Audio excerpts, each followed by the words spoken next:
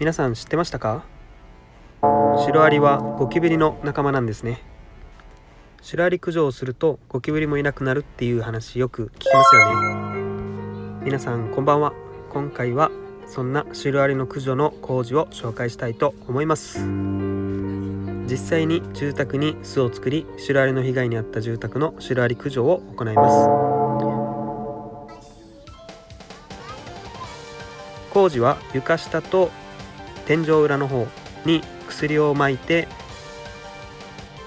巣ごと退治していきます。ちなみにシロアリの工事っていうのはリフォームには該当しないんですね。なので例えばリフォームローンとかそういったものはシロアリの工事に適用させることはできません。今回は、住宅のお悩みということでシロアリが発生しているということでシロアリの駆除を行いましたので、その工事の内容を紹介していきたいと思います。このように外の機械からホースを引っ張って壁に穴を開けて薬を散布していきます。床下も天井裏も同様に薬を撒いていきます。床下の場合は大変ですね。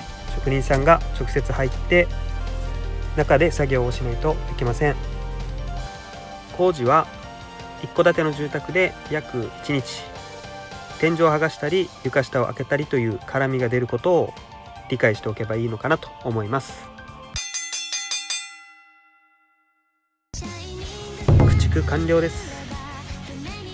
特にビフォーアフターっていうのはないんですけど、シロアリとともにゴキブリも一緒にいなくなってくれたらいいなと思いますよね。皆さんの家の周りでもシロアリが飛んでいないかチェックしてみてください。